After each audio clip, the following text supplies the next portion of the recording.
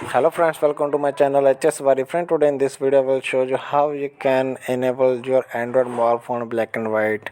So if you want to convert your colorful Android mobile phone into a black and white mobile phone, then there is one setting in your mobile phone.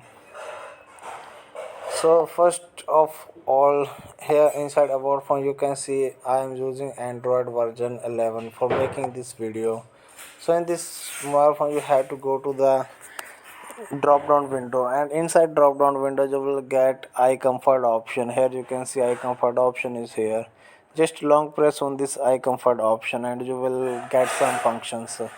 So here one function black and white, here you can see at the bottom. Just enable this black and white and your mobile phone will become black and white. So hope friend this video is helpful for you.